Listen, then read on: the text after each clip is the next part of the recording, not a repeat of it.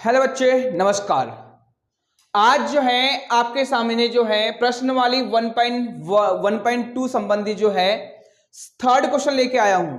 से सेकेंड वाले क्वेश्चन में था, वहां भी अपने को एचसीएफ और एलसीएम अभाज्य गुणनखंड विधि द्वारा ज्ञात करना था, लेकिन इसके साथ ही आपको बोला गया था कि दिए गए संख्याओं का जो एचसीएफ और एलसीएम ज्ञात किए हैं उसका आपको जो है सत्यापन करना भी अपने को दिखाना था। लेकिन यहां पे इस क्वेश्चन में ओनली फॉर जो आपको अपने गुणनखंड विधि के द्वारा आपको जो है एचसीएफ और एलसीएम ज्ञात करना है। तो आपके पास में 3 क्वेश्चन दिया हुआ है, मैं बारी बारी से 3 क्वेश्चन एक ही वीडियो में बताने वाला हूं बेसिक तौर पे। देखिए चलो, पहला क्वेश्चन दिया हुआ है कि 12, 15 और 21, क्या दिया है? 12, 15 और 21 का एचसीएफ और एलसीएम ज्ञात कीजिए। तो सबसे पहले देखिए बेटा, यहां पे दिया है, क्या बेटा? दिया है, दिया है संख्याएं, दिया है संख्याएं, दिया है संख्याएं 12, 15 और 21। तो बेटा आपने क्या करना है? 12, 15 और 21 का अभाज्य गुणनखंड, अभाज्य गुणनखंड करने पर। तो क्या करना है बच्चे? सबसे पहले आपको कि आपको बेटा यहाँ पे 12 का आपको पहले अभाज्य गुणनखंड करना है। इस प्रकार करते हैं, 2 छक्का 12, 2 तिया 6, 3 एका 3, 3 एक अभाज्य संख्या थी तो अपने आप से खुद से जाएगी। इसी प्रकार जो आपको 15 का भी निकालना है बच्चे लोग। तो बेटा लास्ट का इकाई का कितना यहाँ पे? 5 है, तो मतलब 3 से आएगा। 3 5 15 और 5 एका 5। इसी प्रकार 21 का निकालना है अपने को। 3 7 21 और 7 एका 7। तो हम कह सकते हैं सर यहाँ पे 12 का अभाज्य गुणनखंड जो है, 12 का अभाज्य गुणनखंड जो है 2 गुना 3। इसको मैं लिख सकता हूं शॉर्ट में 2 पर 2 की घात गुना कितना पे 3। फिर कितना पे 15 मतलब कितना यहाँ पे 3 गुना 5, 3 गुना 5। इसी प्रकार जो है बच्चे लोग क्या दिया? 21 का अभाज्य गुणनखंड क्या है? 3 गुना 7, 3 गुना 7, 3 गुना 7। अब जो है आपको एचसीएफ ज्ञात करना है बच्चों। क्या करना है अपने को? एचसीएफ ज्ञात करना है बच्चे लोग। तो आपको मैं बता दूं, मैं एचसीएफ ज्ञात करने के लिए सबसे पहले आपको अभाज्य गुणनखंड करते हैं। तो अभाज्य गुणनखंड की प्रोसेस यहां तक होती है, ठीक है। इसके पश्चात में जो है उभयनिष्ठ एचसीएफ ज्ञात करते समय उभयनिष्ठ होना अनिवार्य है। तो उभयनिष्ठ होना अनिवार्य मतलब ये देखें, यहाँ पे 2 दिया हुआ है, लेकिन 15 के अभाज्य गुणनखंड में 2 नहीं है। इसी तरह 21 के भी अभाज्य गुणनखंड में 2 नहीं है। तो हम मानेंगे कि यहाँ पे 2 एक पूर्ण क्या पे कहना चाहिए उभयनिष्ठ संख्या नहीं है, मतलब कॉमन नहीं है। कॉमन नहीं है तो वह संख्या को एचसीएफ निकालते समय अपने को शामिल नहीं करना है। इसी प्रकार जो है यहां भी 3 है, यहां भी 3 है और यहां भी 3 है, मतलब 3 एक क्या है? उभयनिष्ठ संख्या है। जब उभयनिष्ठ संख्या है तो वह 3 पर सबसे छोटी घात वाली संख्या को लिखना है। जैसे कि आप देख पा रहे हैं 3 पर 1 की घात, 3 पर 1 की घात, 3 पर 1 की घात, तीनों के अभाज्य गुणनखंड में जो है सेम टू सेम संख्या है, मतलब तीनों पर 1 1 की घात है, तो वहां छोटी और बड़ी होने की कोई बात ही नहीं है। मतलब ओनली फॉर लिखना है, कॉमन निकलना है, कितना बेटा पे 3 है। अब देख पा रहे हैं कि यहाँ पे 15 के अभाज्य गुणनखंड में 5 है, लेकिन 12 के अभाज्य गुणनखंड में 5 नहीं है और 21 के भी अभाज्य गुणनखंड में 5 नहीं है। तो हम कह सकते हैं 5 एक उभयनिष्ठ संख्या नहीं है। जब उभयनिष्ठ नहीं है तो वह संख्या को एच से ज्ञात करते समय नहीं लिखा जाता। इसी प्रकार जो है 7 जो है 21 के गुणनखंड में है, लेकिन 7 जो है ना 15 के गुणनखंड में है ना ही 12 का गुणनखंड में है। इस प्रकार जो है ये जो 7 एक उभयनिष्ठ संख्या नहीं है। तो हम कह सकते हैं कि दिए गए संख्या 12, 15 और 21 का एचसीएफ केवल कितना यहाँ पे 3 है। तो भैया हमारी परिभाषा के अनुसार बोलते हैं कि वह बड़ी से बड़ी संख्या 3 हुई जो दी गई संख्या को पूर्णतः विभाजित कर देती है। देखिए वह 3 सबसे बड़ी संख्या है जो तीनों संख्या को भाग देगी। इसका मतलब यह है 3 चौके 12, 3 5 15, 3 7 21, वो सबसे बड़ी संख्या है, ठीक है। अब अपने को एलसीएम ज्ञात करना है बच्चों लोग। एलसीएम ज्ञात करने के लिए देखो यहाँ पे लिख देता हूं, जगह नहीं इसलिए इधर साइड में ले लेते हैं। तो देखिए क्या है, एलसीएम ज्ञात करने के लिए क्या करते हैं, सर्वप्रथम उभयनिष्ठ देखते हैं। यदि उभयनिष्ठ है तो वह संख्या की सबसे छोटी घात को नहीं बड़ी घात को लिखा जाता है। छोटी घात तो एचसीएफ ज्ञात करते समय लिखा जाता है और बड़ी घात को एलसीएम ज्ञात करते समय लिखा जाता है। तो देखिए चलो क्या है कि यहाँ पे दो एक उभय संख्या नहीं है, तो वो संख्या को छोड़ना नहीं, इसको लिखना है। इस प्रकार जो तीन एक उभय संख्या है तो उस पर 3 पर ना छोटी संख्या है की घात है ना बड़ी संख्या, सब पे इक्वल संख्या की घात है, इसलिए 3 पर 1 की घात को यहाँ पे लिखना है। इसी प्रकार जो है 5 एक उभय संख्या नहीं है तब भी इसको लिखना है यहाँ पे, 7 भी एक उभय संख्या नहीं है तब भी इसको लिखना है, छोड़ना नहीं है। इनका आपस में मल्टीप्लाई करना है, 3 पर 2 की घात मतलब 4 और बेटा क्या पे 3 5 15 और यहाँ पे 7, ठीक है, मतलब यहाँ पे 15 चौके 60 गुना 7 चौके 7 शून्य 7 छक्का 42 420। तो हम कह सकते हैं बच्चों लोग दिए गए संख्या का एचसीएफ 3 होगा और एलसीएम 420 होगा। यह एग्जाम में यह वाला ये पहला क्वेश्चन जो है एग्जाम की दृष्टि से बहुत बहुत बहुत ज्यादा इंपॉर्टेंट है। आप इस क्वेश्चन को बार बार प्रैक्टिस करके देखें। आप इसी के पश्चात जो है मैं सेकंड क्वेश्चन बताने वाला हूं। यदि किसी को समझ नहीं आया कमेंट बॉक्स में आप लोग डिस्क्रिप्शन बॉक्स में लिख सकते हैं। देखिए सर अब इसके बाद जो है सेकंड क्वेश्चन दिया हुआ है, आप इसका स्क्रीनशॉट ले सकते हैं। सेकंड क्वेश्चन जो है बच्चों लोग दिए हैं संख्याएं, क्या है बच्चों लोग, दिया है संख्याएं,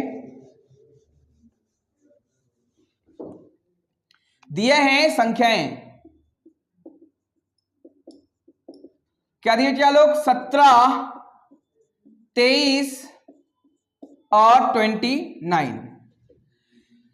बेटा क्या करना है, दिए गए संख्या 17, 23 और 29 का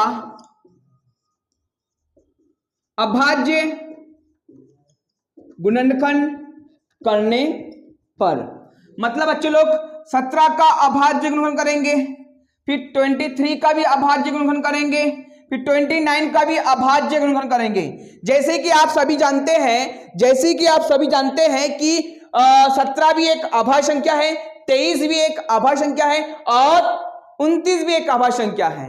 तो आपको मालूम है अभाज्य संख्या की क्या खासियत होती है, केवल अपने आप से भाग जाएगी और एक के पारे से भाग जाएगी। मतलब यह है कि 17 एका 17, 23 एका 23 और 29 एका 29। तो हम कह सकते हैं चलो यहाँ पे कि 17 के अभाज्य गुणनखंड करेंगे तो 17 गुणिता 1 अपने तरफ से लिख सकते, कोई दिक्कत नहीं है। और 23 का अभाज्य गुणनखंड कितना यहाँ पे है 23 गुना 1 और 29 के गुणनखंड में जो है 29 करना बेटा 29 गुना 1।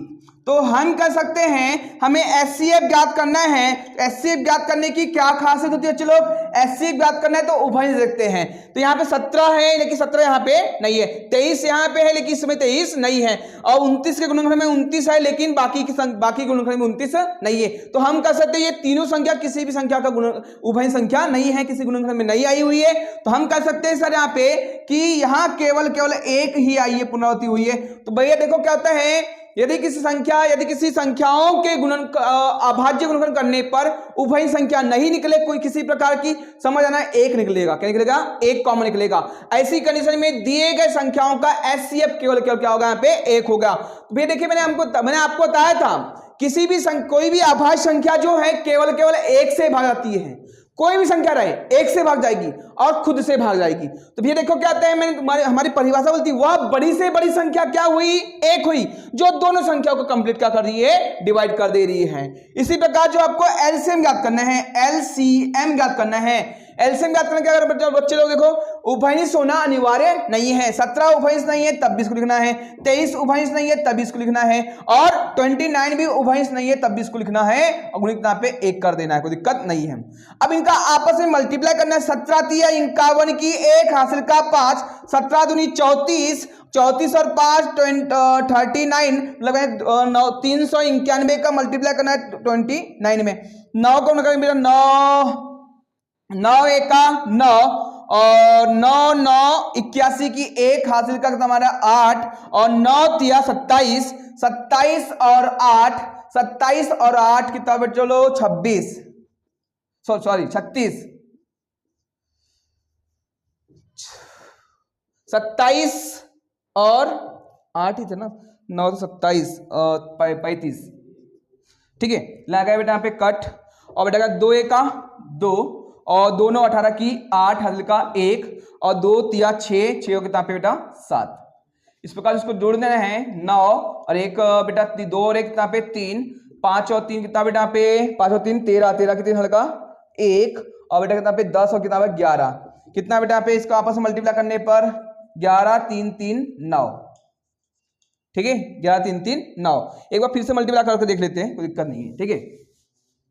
17 3 51 की 1 हासिल का 5, 17 17 17 34, 17 17 17 34, 34 और कितना पे 39, इनका जो है 29 से मल्टीप्लाई करना है। 90 का 9, 9 9 81 की 1 हासिल का तुम्हारा 8, 9 के 9 9 का 9 9 तो 27 27 और बेटा कितना पे 27 और कितना पे 35 35 पूरा लिखेंगे बेटा 35।